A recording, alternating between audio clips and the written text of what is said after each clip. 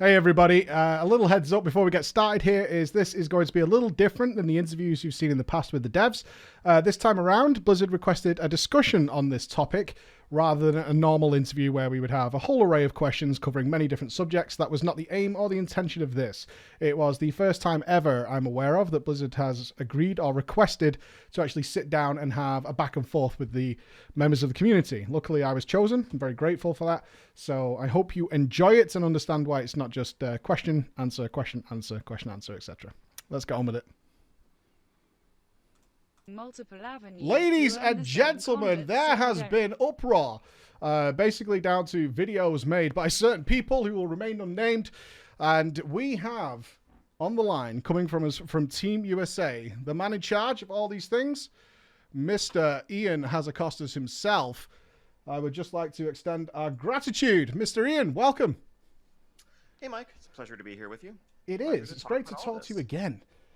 We didn't get much of a chance last time. It was very brief, huddled into a small room. All the way back at BlizzCon, I remember. Yeah, you promised me a beer, by the way, which never happened. BlizzCon is a whirlwind. I don't know how anyone makes it through those 3 days, but I miss it. I can't wait until we can all actually be back together in person. I know. It's been a really unfortunate time for that kind of thing. BlizzCon is one of the best experiences for anybody who hasn't been to BlizzCon. I recommend you try and get there because it is wonderful. How are you working? How are you guys working, especially with the Shadowlands coming? I mean, at this point, this is the new normal. I think we've kind of found a groove. There was definitely a few weeks of just figuring out using the tools from home, getting everybody's webcam and all that set up. I think the biggest challenge was meetings actually are great, probably even more efficient in a lot of ways than being physically present in the same room. The biggest challenge, I think, was the impromptu creative brainstorming jam sessions that often just happen, bouncing an idea off somebody in the hallway or swinging by somebody's desk. Trying to recreate those moments that are important for creativity when we're all, in a more structured home environment has been a challenge, but I think we figure things out. Yeah, we've had the same issue here, obviously on a smaller scale.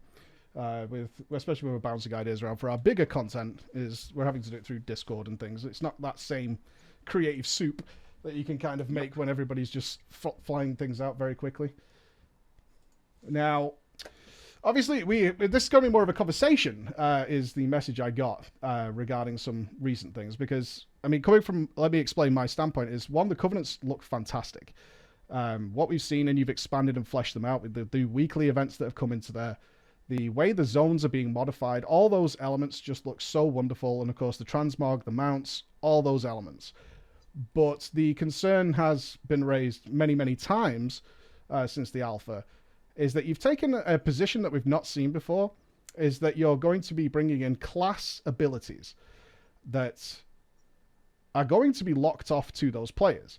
And the more we look to the future on this issue, is that it seems like it disrupts not only the top end, which is where a lot of the sort of focused arguments and emotional arguments have been, but actually can resonate throughout that community, all the way to every level of play, including guys who just want to play around with something for a little while and will be unable to do so.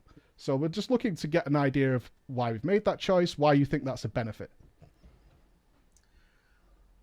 So I think, a lot of it comes down to a question of identity versus moment-to-moment decisions. And I think WoW as a whole, games as a whole, are arguably a large set of choices and decisions that you make on a wide range. And I think in WoW, if you, I this if I had a whiteboard or something to illustrate on, but if you imagine a spectrum of permanence and scope of a decision you make, and at one end of that spectrum is the first decision you make when you start playing World of Warcraft. What's your class? That is completely permanent. Obviously, you can make separate characters, but there is no way to change that. That affects a vast array of your capabilities and strengths, and that is the foundation of identity in WoW. Race alongside that, though that's more malleable, has lower impact. On the far other end of the spectrum, I mean, there's also micro choices, like literally what button are you going to press next while you're in the middle of a combat, but there are the choices that you make that are more a loadout. They're not part of your identity, They are what are the tools that you're taking into this boss encounter, into this arena match, into this Mythic Plus. Pick your talents, equip your trinkets, what consumables are you using, all of that. Those are decisions that you are making tailored to a specific situation, but they're not part of your identity. If you take Windrush Totem as a shaman, you're not a Windrush Totem shaman. That's not like who you are in WoW. Mm-hmm. That's just something you're using for a situation. And covenants from the outset were imagined as something that were closer to the identity end of the spectrum. And that, like from the earliest conception, it was this is a weighty choice that you're going to make. And to be weighty, the choice has to have some degree of consequence. And we know there's a wide variety of playstyles and preferences across WoW. Some people are literally in it just for the transmog. Others are in it for increasing their number by 0.1%, and that is the thing that's most important to them. And both, and a mix, and everything in between. And so we want to make this as an informed decision as possible, as much as we can. But I think the goal in creating a choice is for it to be a difficult one. Ideally, if you're looking at two options, there should be some things that pull you in one direction and some things that pull you in the other. And you take one fork in the road, and that becomes a part of who you are going forward. That is, as you said, as I've said a bunch in the past, a core RPG element. It's differentiation. And while yes, when faced with any difficult choice, of course you'd like to say, well, I don't want to choose, I want to have everything, or I want to have the best parts of bucket A in the situations where those are best, and I want the best parts of bucket B in the situations where those are best. But that's a natural desire to opt out of the choice. But the choice is what adds some richness and depth to the world and greater variety among the characters that we play, the interactions that we have, the strengths and weaknesses that we bring to bear in any given encounter and any given situation we get into. Okay. I mean, there's quite a lot to unpack there. And I think the biggest frustration we probably feel with this is, one, most of us probably agree with that goal. I don't think there's anything wrong with that goal. And certainly from my understanding of not only my own point of view, but of many others, and we did a lot of research into this, there's no one asking not to swap covenants. In fact, the idea of committing my character to a covenant is great. And I think it's something that World of Warcraft has lost along the way. It's the practical side of this that really sort of gives it that going too far feel. And historically, we have seen the pendulum swing to the point where it's causing a lot of issues. So those issues are far and wide. I mean, you brought up consequences there. And it's something that's very much been tossed around in our research is like, I like the idea of a consequence. And the issue with that is that consequence is different for everybody.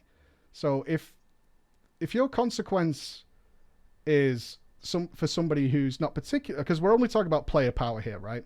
That's the only thing that Sure. I'll speak for myself. Only I have a problem with the player power. Because that severely impacts my gameplay and it impacts the choices I might want to make down the line. And we're literally talking about potentially giving up a hell of a lot, a very costly price, because when I was leveling, I didn't think that spell was particularly good. And now I realize actually it is pretty good, so I kind of want to try it. I go and try it, and now I have to give up my entire covenant progression for that. I have to do some sort of quest line, and then I get there, and I'm not particularly happy with it. And then I need to do some sort of quite large grind just to come back. And all I wanted to do was try out a spell. That was it. I just wanted to try out that spell. And we would feel, say, a lot of comparisons to TBC with Aldor and Scryer, and people would probably feel very differently if Aldor came with Cloak of Shadows, but Scryer came with Shadow Step. Then we would probably think of those things in a very difficult way. When it comes to the consequences, for a player who's not particularly interested in player power or is less affected by player power, their consequence is almost meaningless. On the other end of the spectrum and everyone in between, there's a huge delta between those two. The consequences is severe, quite severe in terms of what we do, especially given the difficulty we've had in the past with balancing a lot of this stuff. And obviously this time around, you've bitten off a lot more than before, is by introducing multiple systems at once. And we obviously have a lot of pessimistic thoughts, not only from the fun side, that sometimes I do want to play with Abomination's Limbs of DK. It's hilarious. It just giant slap hands. It's so fun. Do I want to commit to that forever? Nah, not really. but it's hilarious. I want to mess around with it, and I'm a Death Knight, and he's a Death Knight, and I've never in the history of this entire game been told that no, you can't do what a Death Knight can do. And that's where we kind of fall down with this completely malleable amount of consequence in the actual practical application of this system. Fair.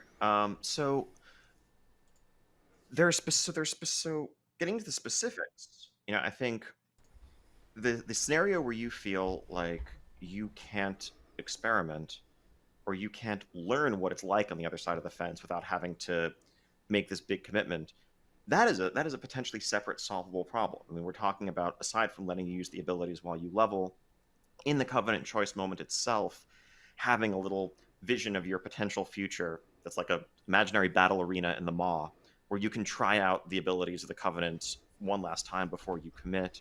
I could imagine us keeping that open in all scenarios, so that even if you're in a Covenant, if you want, in a specific context, to play around at length in non-leveling contexts with a Covenant's ability, just to know how it feels without having to make that large commitment, that's a completely reasonable thing to solve. And yes, a lot of this comes down to balance, and that is admittedly a challenge. And there's a lot of the discussion around specific abilities is something we're paying a ton of attention to. Things that are either just incredibly weak, incredibly strong, where it could be a numerical issue, or things that seem inherently unbalanceable, like a cheat death that's available to one subset but not any of the others, and that's just a universally incredible effect. It's hard to stack up against other things. And in some cases, we may need to redesign abilities entirely. Because, yes, differences that you don't have control over can become just purely emotionally negative, especially at the competitive high end, when they're too large. I think, in terms of choice with consequence, and I know that there were a lot of problems with these systems. If you go back to the beginning of Legion, I think that the choice that everyone had to make at the beginning of Legion of which spec you want to focus on was a more impactful choice, and in many ways a more permanent choice than any choice that awaits you in Shadowlands. Because it wasn't just your artifact weapon, it was also, as we know, legendaries. Mm-hmm. And those could be weeks apart. And if you were a mage and you started off as fire and you had a couple of fire mage specific legendaries and all of your artifact power in your fire weapon, and you wanted to try out frost, or you wanted to go frost for a certain scenario, there were probably literally months ahead of you in order to get to a point of comparable effectiveness. I don't like now that there were problems there. I think the majority of the problems, frankly, were on the legendary side, because once you start talking about, pyro bracers and scorch belt versus no legendaries, that's like a 15% net effectiveness difference. That's almost an entire tier's worth of gear. Did you know I That's played a too mage? Hmm? Did you know I played a mage during this time? Perhaps. Yeah, I had to bank my first legendary. It was unfortunate. So, but that, and yet, so that was something that was in the game, right? And it was disguised in the, construct of a very simple choice you've had to make for a long time. Oh yeah, what spec do you want to play this tier? But that was far weightier. So when we look at covenants, yes, there are situations where you may wish you had something, a different tool available to you. Part of the challenge for us is making sure that the gaps are never too large, and that there's never a universal right or wrong answer, where it's like, oh, you're a rogue and you picked that covenant. Yeah, that's just the wrong choice. Like, there's never a situation in which you're going to be happy that you're a member of that covenant as a player of this class. Because, yeah, that's just a trap. But again, getting back to strengths and weaknesses, I guess a question for you, and for, kind of as a representative of a large portion of the high-end competitive community, I think a trend and something that we have seen on the development team on a regular basis in terms of feedback is the desire to eliminate sources of variance, to eliminate any form of the dreaded RNG, anything that removes control from a player. Do you feel like it's an ideal endpoint for every hunter who is doing a Mythic Raid encounter across the world, really, to basically be the same in terms of their stats, their abilities, And the only difference among them is who can push their buttons more effectively, who can execute the mechanical aspects of their class. I don't see why that would not be the case. I mean, personally, it's for me the difference between somebody who chooses at any point, and this kind of falls back into the discussion we've had, is that over the last couple of expansions, you've certainly muddied the waters of what we enjoy at the high end, and a lot of players don't realize it, but it's been happening since around about Legion, late WoD, when more RNG came into it. And for a lot of us, we genuinely felt so dissatisfied with our own characters because of the changes you guys made. And one of the greatest fun aspects of it was that being able to compete directly, and I can speak from personal experience, is I would compete directly with Razzie, I was a Death Knight, he was a Death Knight, and to see exactly, I know he's got the same as me, I've got the same as him, and we're trying as hard as we can to outdo each other. And we're not in the same raid, we're not even in the same realm, we're on completely different time zones, but we can do that. And then we feel like I'm a good player. Now, what I can tell you is, personally, I gave up DPS in late WoD because we were doing Black Hand and we'd had 200 pulls, and at no point was my DPS consistent. And what that meant was that I can be as good as I want to be, I can plan as far ahead as I want to plan, and the result isn't in my hands anymore. And that made me very dissatisfied, and certainly it also becomes a bit of a meme when we have infinite stars then come into the game, and abilities like that, where we're just looking at it and saying, who's in control here? Is the compute? Am I just running around? And I one thing I do have is video evidence. I have never done more damage on my character than I did before we killed N'Zoth, and I have gained 10 item levels since then, purely down to RNG. And it's extraordinarily dissatisfying to have that experience, whereas you guys always... I mean, for me, this is what's very strange about this whole thing, is one of the big feedbacks we had from WoD, which a lot of people dislike for various reasons. But the classes, super simple. You kept it super simple. You gave us some wonderful new spells, and class design was great. People could swap. We could just change and re-roll, just get some gear, and off you go to the races. What we didn't have was people setting up islands in their bedroom so they could go and farm AP, or doing world quests over and over again. And and now we're looking certainly at the high end this time, where it looks much, much worse. But I'd also come, that's that part. But earlier you brought up Legion, and I would say that yes, the legendaries, I mean, they were so RNG, it was difficult to swap between specs regardless. I don't think I was able to do it until the Nighthold. But the artifact weapons were our choice. And this is why we do have this pessimism, is we were told by you guys, look, we know you guys are worried about choosing artifact weapons, where you're going to put this AP, so we're not going to change anything. And 2 weeks into the expansion, you had to alter the rogue ones because of the balances issues after we went live. And all those rogues said, you told us you weren't going to do this. And then you guys did it. And that's why we have this definite pessimism, where we just think, ultimately, for the content I enjoy, this severely disrupts things. I do truly believe it's going to disrupt things for a lot of people in about 2 to 3 months, when that guy sees, let's say his DK chooses Kyrian because he loves Kyrian. It's so good. And you're saying, okay, yeah, but you can go and try out the other abilities in, say, a Torghast closed environment or something. It's like, well, that's not what I want to do. I want to go PvP with it for now. I want to drag people around Warsong Gulch for a couple of days. But I still love Kyrian. I love the Mog. I love the theme. I love the weekly event. I love what I've done in my zone. And now, for the first time ever, you're telling me that if I really want to do that, I actually have to re-roll a second DK to be able to do that realistically without having to overcome massive jumps and hurdles. And to all these things, we just feel like we're retreading the same ground, which was the similar thing with the Azerite armor, where, throughout the entire alpha, we were saying this isn't going to work how you guys hope. And then we spent the next maybe 6 or 7 months fidgeting through it until ultimately it was like, okay, we're just going to open it up. Sorry, there was a lot in your statement that I was trying to get through there. Totally. Okay, so it's also a lot in yours. Let's see. So yeah, this is why we have the conversation, I guess. I completely agree on like RNG mechanics and variants within combat in terms of your performance, the range, like the delta between high end and low end infinite stars procs or whatever. is not a particularly satisfying aspect of gameplay. I think there's room for those things, but they shouldn't be the things that are the highest performers in the hands of competitive players. There's a lot that we've learned from essences, from corruption, from various trinkets, particularly like it's been a lot of topic of a lot of internal discussion among the team. The same way when we're designing a talent row, if there is an active button that requires skillful use and just a pretty much fire and forget passive in the row, the passive shouldn't be the theoretically optimal performing talent as compared to perfect use of the active ability that's much harder to execute. If the passive ends up being better in the hands of someone who is misusing or underusing the active, that's totally fine.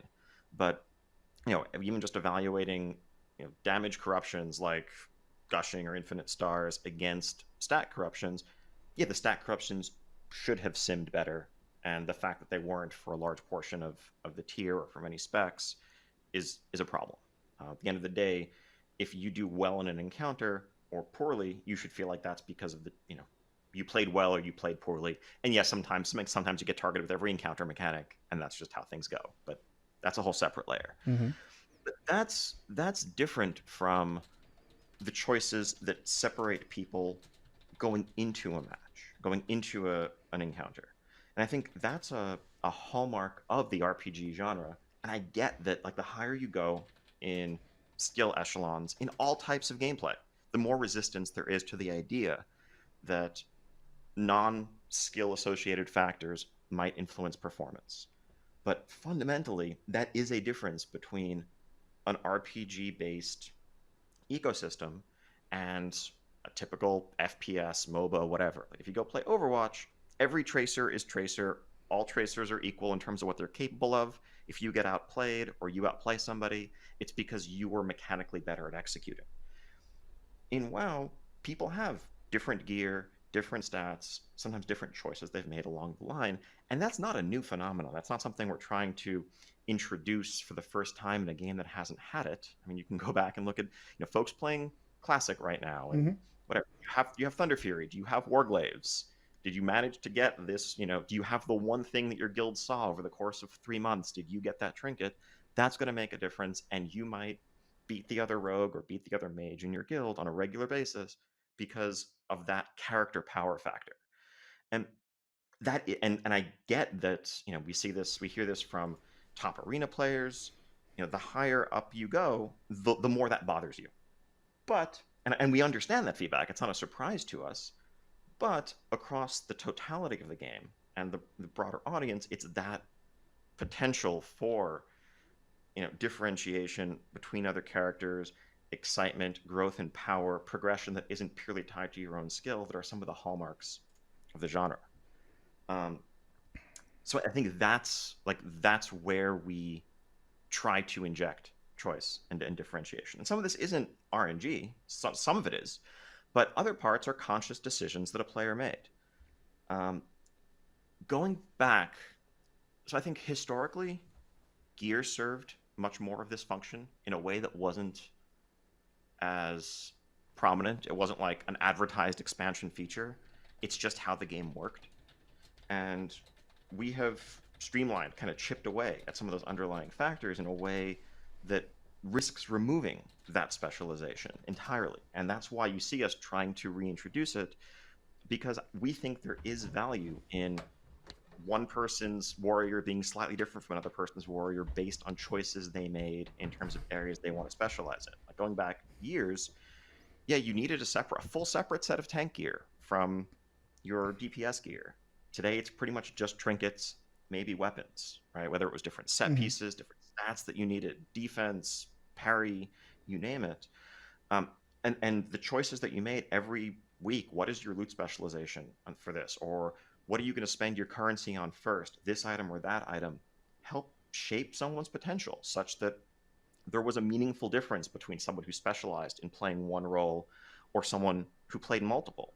And both paths had their advantages. Like the person who was just, you know, tank all the time, they want to be the best tank in the world. They made every possible gearing decision around getting the best tank gear.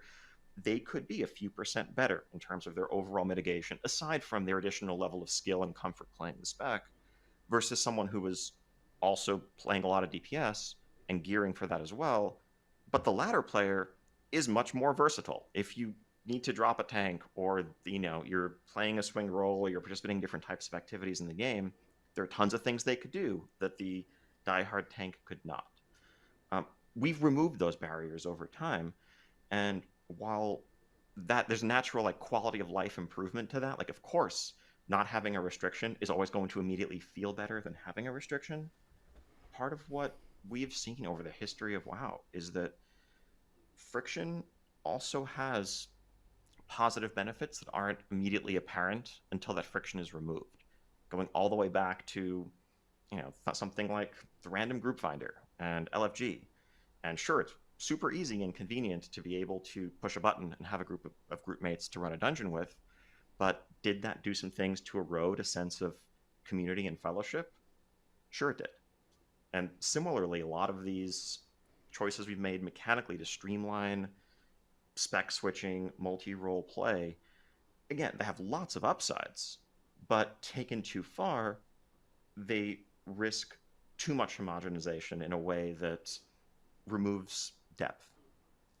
There's a few things there that are interesting points. And I'm just thinking, everything you described about the players who were able to prioritize where they wanted to go, other players who prioritized in going multi-different wings, it keeps coming back to me that was still entirely, even from the very earliest days of World of Warcraft, from day one, that was still something that was entirely in the player's hands, and every single one of them had the choice to do that should they want to.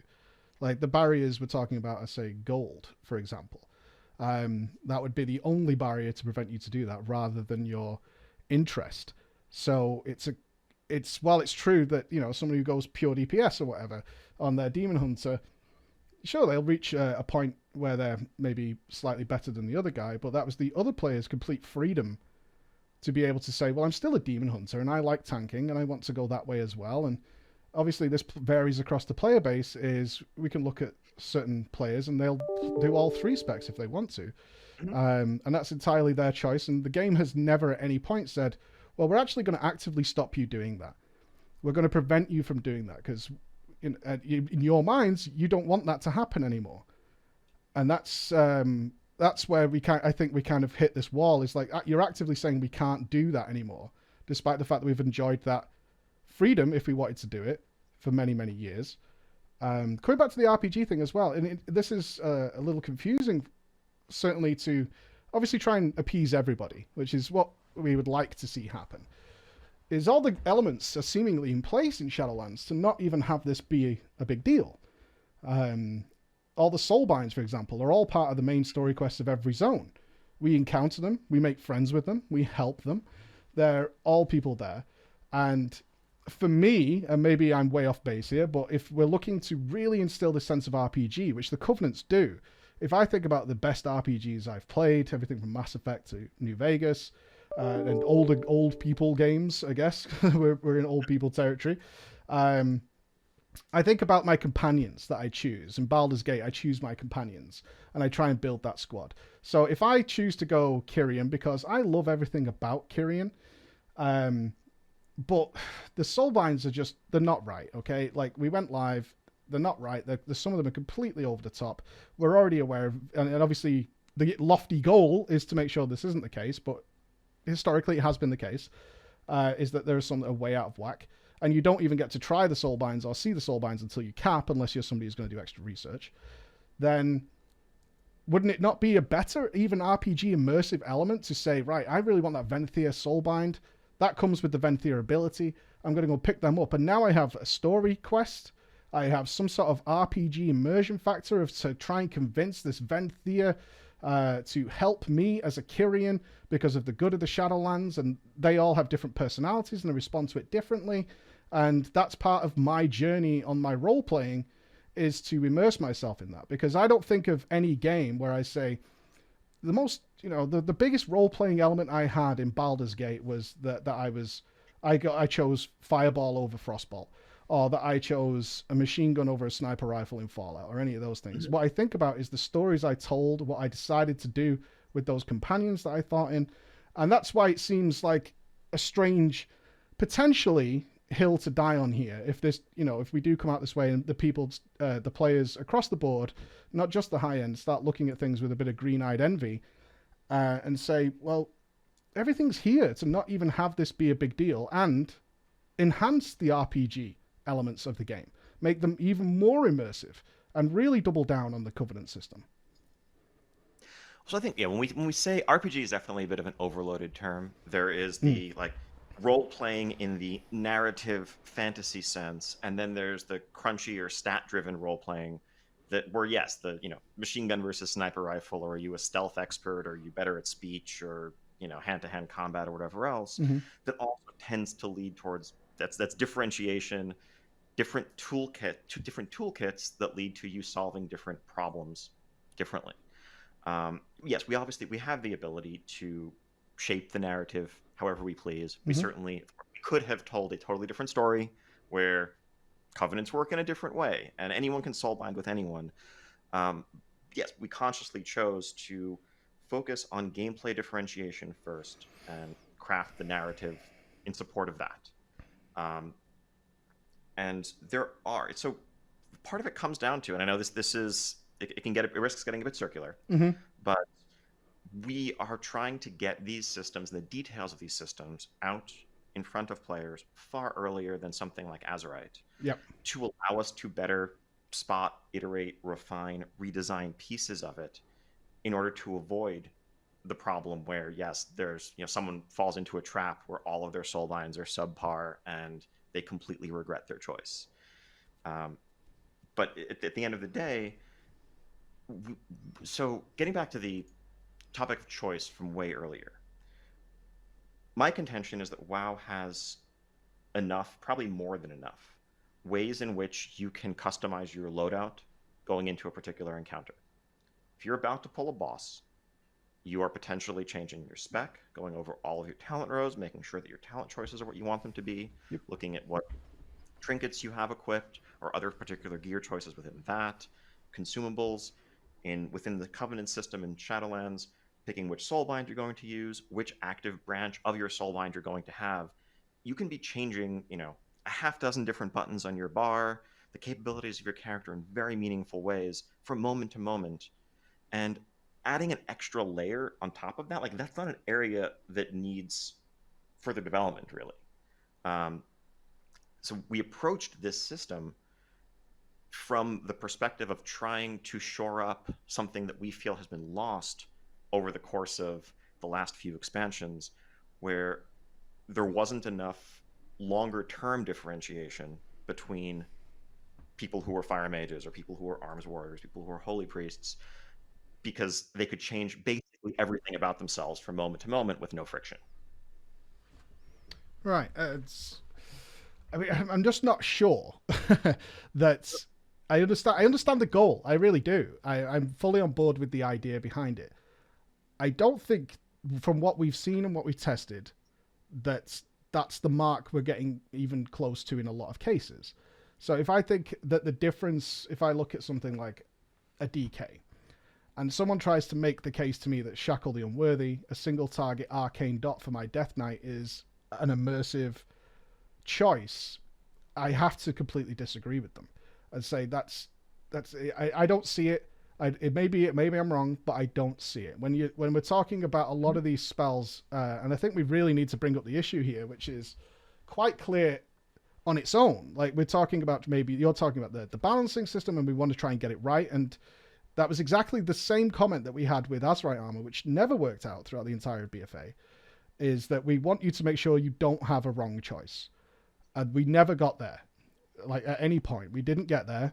And that's fair. We kind of moved on from there and we moved past it. And this time around, we're now looking at things, certain spells that don't work even across the entire spec.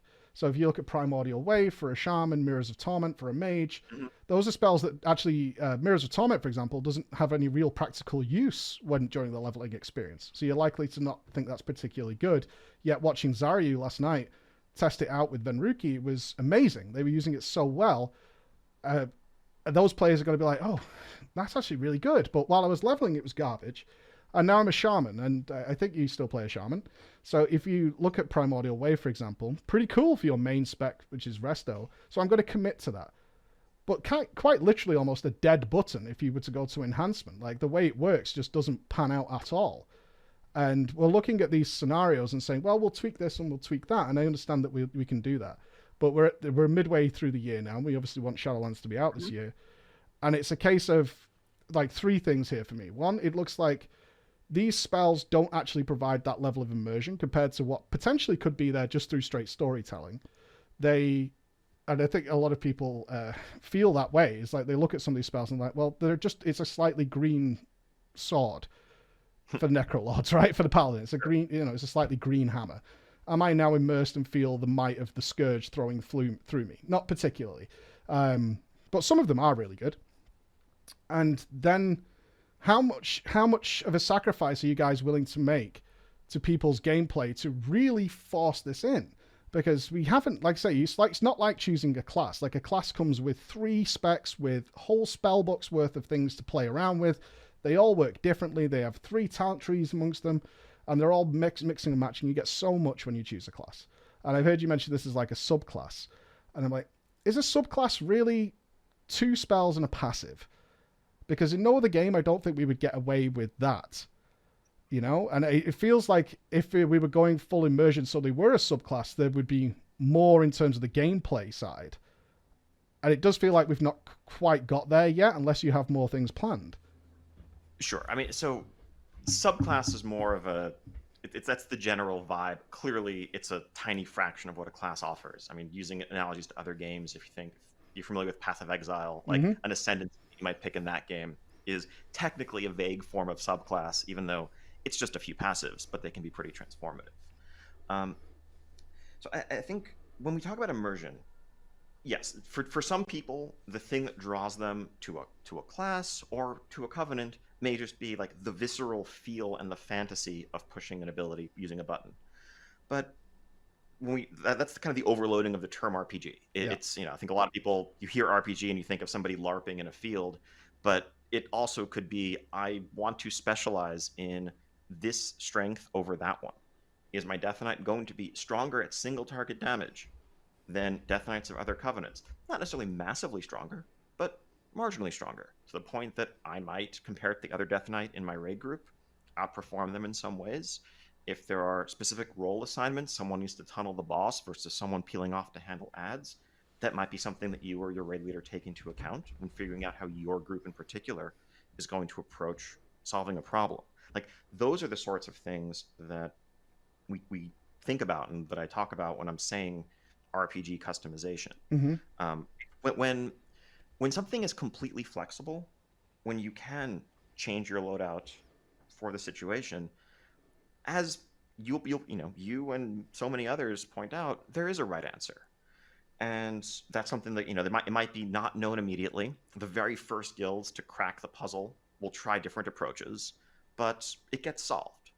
And then what trickles down throughout the community, as we've seen over time, is, well, this is the right way to play. This is the spec you should be here for this type of content. These are the talents that you should have. And if you're not, that actually, like, I know a lot of the anxiety that players have outside of the, cutting edge, or the people who personally hate the idea of being, only 99% of optimal, of not getting the orange parse or, the gold parse. The anxiety people have is the imagined just fear that one day they're going to apply for a group, get asked what their covenant is, they're going to say Venthyr or Kyrian, and get declined and told no thanks because you picked wrong. And what I think the way that trickles down is when you have complete, this may be a little bit of, I don't know about irony, but having complete control over something can in a way remove your freedom. If you can pick your spec, if you can pick your talent with no restriction, then when a pug leader or someone is evaluating you and asks, well, are you fire or frost for their Mythic Plus group? Well, if you say you're not fire, they probably just implied or assumed 20 different things about you. Like, well, you must not be someone who cares about performance, because if you were, you'd be fire. You probably don't know a whole lot about the game in a bunch of ways. You're probably someone who's going to stand in a lot of mechanics, and you're one of those weird people who prioritizes, personal fun and the feel of your abilities over big numbers and big pulls and timing keys, and so declined. And that's unavoidable to an extent, because people are based on trying to make judgments based on limited information among a pool of applicants, whether it's a pug leader or someone trying to figure out who to bench. But when something isn't in time, when everyone knows that people had to make choices, and this is the legendary they crafted first, and they didn't craft this other one first, or this is what they got as a drop, or they didn't get this, or they chose this covenant and not that one, that doesn't necessarily imply all of those things about you, because you can't change it freely. I think people weren't in Legion, declining people for pugs, certainly early on when people were much more limited in their selection of legendaries because they didn't have a specific legendary, because that wasn't a reasonable thing to ask of somebody or to assume. And you weren't reading in a bunch of things about their character or how they played the game. I'm really confused on this, actually. I'm not seeing how we've linked making players increasing exclusion possibilities, because there's more points of failure now, increases the ability of people pugging to not be judged. I'm very confused as to how we've got from A to B there. It's like if we watch the MDI and everyone plays Venthia, and certainly I'm dreading what might happen at the next World First race if we are watching Limit swapping on the last few bosses all around. That trickle down effect is ultimately inevitable. Like, all the information that people look for, like, we checked a lot of the resources that people check, from Icy Veins to Blood Mallet, etc., and they're getting millions of hits per month of people just checking what is best because they like it simple. They like it nice and simple. I just want to get what's best, and then I know what to aim for, I can target it, and I can go for it. I'm really unsure as to how creating fixed exclusion characteristics, such as, we know, I've watched a stream, I've learnt this information, I've read a website, I've read Wowhead, and on there it says, hey, what's the covenant situation? Oh, you're a mage? Well, your top one is going to be Necrolord for DPS, and then your worst one is going to be X. And then when it comes to the Pug world, who make their own rules, I certainly don't agree with those rules, but now we're going to a situation where not only is the class a problem, which is something that has been historically been the issue, where it's like, why would I take, say, a Windwalker? Well, Windwalkers are great. They're super fun to play. Yeah, but they're not part of the meta. I watched blah, blah, blah, and this information passes on. And now we're a Windwalker with, or a warrior even with a Covenant that these people consider. We've added another point of failure with the Covenants. How that improves their situation instead of make it worse. So, I mean, some of that obviously depends on, again, it's tunings and the vast extremes. If, as you said, there is a best covenant for mage, and it's just like, that's just the good DPS covenant, and the others are the bad DPS covenant, then yes, you may see that gravitation over time. But if it turns into, this covenant offers these advantages, but that covenant offers these different advantages that may be better suited to several raid encounters, but lots of good players are members of that covenant, you're not using that as a filter in the same way anymore. MDI stuff, we've obviously just recently seen triple hunter comps and all night elf groups, and those filters are not applied to pugs. It's what spec you choose, something that you could change by pushing a button with no friction. If you're not choosing to change it in a way that makes you optimal, there must be a reason for that, is what I think the underlying mentality can often be. And that leads to people being more forced to make choices that don't necessarily align with their own personal playstyle preferences or what's fun for them because of perceived pug metas. Again, it's a nuanced aspect to it, but the contention is that a world where people have different strengths and weaknesses, and that's the key. There have to be situations where the choice you made pays off, where you feel like, okay, yes, I was a bit lower on the damage meters, but I didn't have quite as much utility on that encounter, but on this boss, I'm really glad I made this choice, and my buddy who made a different choice is a bit envious of me here. As long as there's that back and forth, and again, as long as it's not so swingy that you're getting benched or not, And again, at the limit end of the spectrum, of course, that's a whole different arena. But even in serious, cutting edge mythic guilds, some variation in strengths and weaknesses is natural and accepted, and people approach solving problems a bit differently based on their personal rosters. How many immunities they have? Do they have more AoE or less AoE? Even if in the limit world, yeah, there is a mathable solution to that problem. You just class stack to perfect your comp. Having different solutions to problems is something that adds depth, frankly. Like that's a lot of what it boils down to. It's just, is everyone just painting by numbers and approaching every dungeon, every raid encounter, every matchup in the exact same way? Or are they looking at the strengths and weaknesses they have based on everything from which legendary they crafted first, which by the way is, it's not RNG, but there's a choice there, right? Like, which spec are you making your first legendary for, your second legendary for? Which role are you focusing on? Single target? Are you focusing on AoE? Early on, those are things that are going to be differentiators, and you can't easily swap that. A month from now, you'll have all the legendaries that you want, or both of them, but when you're doing those first pulls on that first mythic boss, there's a choice to be made there. Okay. And it's that type of choice that we consider an interesting one. Well, I think it's a subjective thing. I know you have to leave in a second.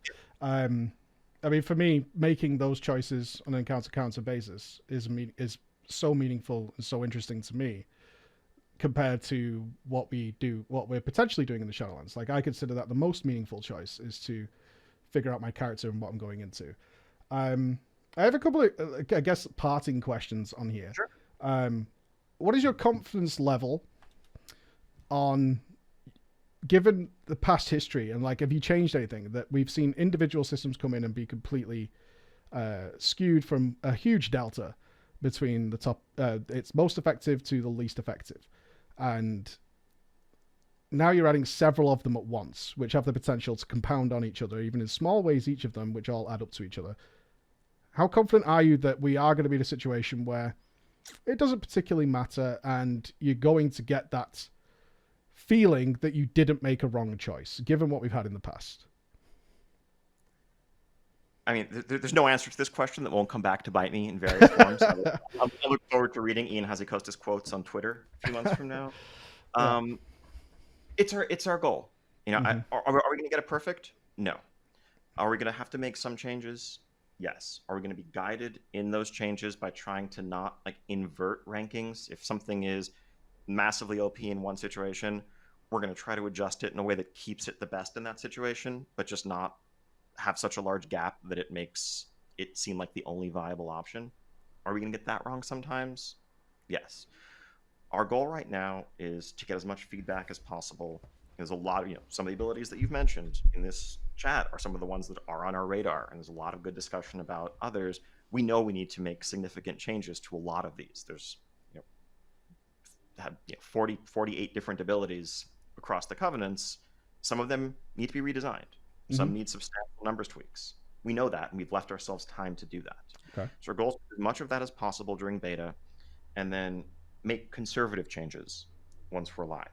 And if something's a bit out of whack, we probably lean more towards doing that in a patch in the next tier with a lot of advance notice so people can plan around it, versus you log in one day and the rules have changed out from under you in a way that you can't adapt to. Okay. My final question then before you go, just a quick one, is, I mean, internally, are you guys still thinking, knowing, and I think you guys do know, this is going to have a disruptive effect to a lot of people's gameplay, that you think the benefit of just the player power, not the no one wants to swap covenants, no one wants to do anything like that, but just the player power element is worth it for what you're trying to achieve here? We do continue to think that, yes. Okay. And I think our goal is, and the conversation I'd love to continue to have with the community in the next couple of months is, what are the biggest problems? What are the areas of greatest worry? What are the things that are going to make this fail?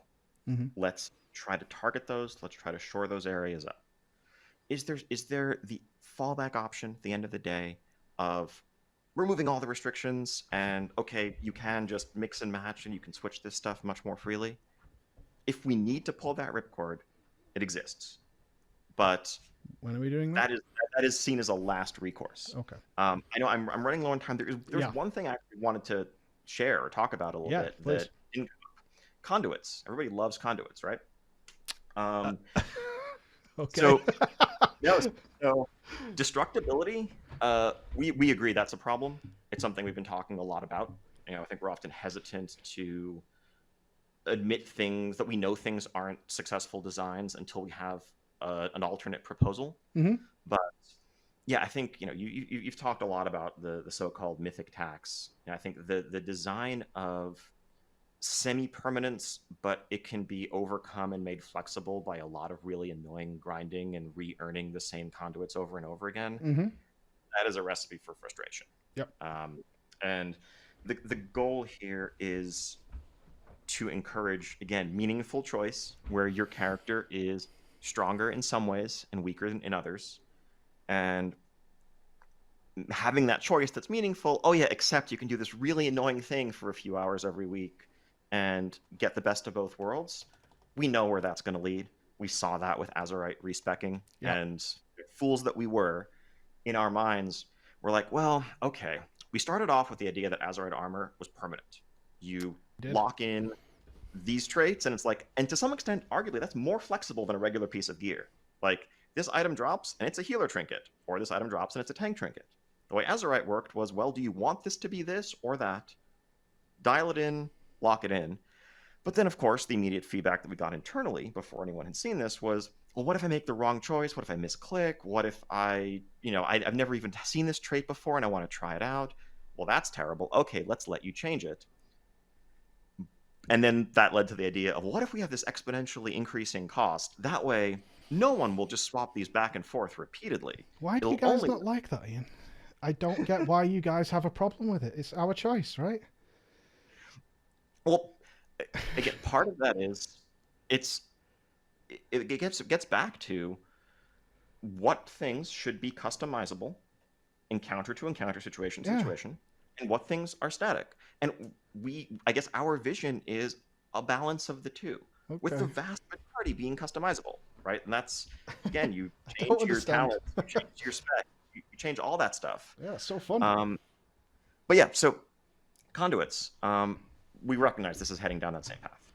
Now, we don't want to jump to, we've seen the discussions of, hey, just make them like essences, which again are exactly in that mode right now of something you can pick per encounter, because that's a whole lot of extra stuff. It's basically, okay, before every encounter, you are now, in addition to talents, in addition to your spec, in addition to all of this, evaluating which of these many different conduits you're going to activate in each of these nodes. The game doesn't need more of that. And so we're trying to think through some middle ground where it is a semi-permanent decision. You have flexibility, but you can't change it from boss to boss. You can't, change it from dungeon to dungeon. But there isn't some overhanging tax or penalty or just really annoying thing that you're going to have to do, because we know that if that's an option, you're going to do it for the sake of optimality. So we don't have a solution to announce yet, which is why normally such a build-up. Normally, we don't talk about stuff until we have a solution to announce, because it's frustrating. But I just wanted to make it clear that we're not going to go live. Everyone is so excited. I can feel them shaking around the world. Not looking. He's about to say it. He's going to say it. I can only imagine. Yeah. Sorry. That's okay. We're not going to go live with the destructible conduits as they are now. Okay. We know there are some fundamental flaws with that design. It is a super hot topic of internal conversation. Okay. Well, thank you very much for your time. It was great to actually do this, and it's been amazing to see how different it has been with the Shadowlands. I said it's the same thing to Morgan, is having opportunities like this just to see where things are, and all the interviews we've had, not just with myself, everybody around the community, and getting involved, and looking at what you did with enhancement with some tweaks. It's just been incredible, and we look forward to more class design. Obviously, Shadow Priest and things are still waiting with bated breath. Yep. Yeah, you've heard a thing or two. So I really hope you guys continue on with this. Apparently, I have a lot of people saying, when's the next beta wave? I mean, ongoing. I think we just got done with the last one, but yeah, I think basically every week from now until the end of beta, we're going to be continuing to expand the invite pool. I mean, really, what we're looking at on our end is just server concurrency.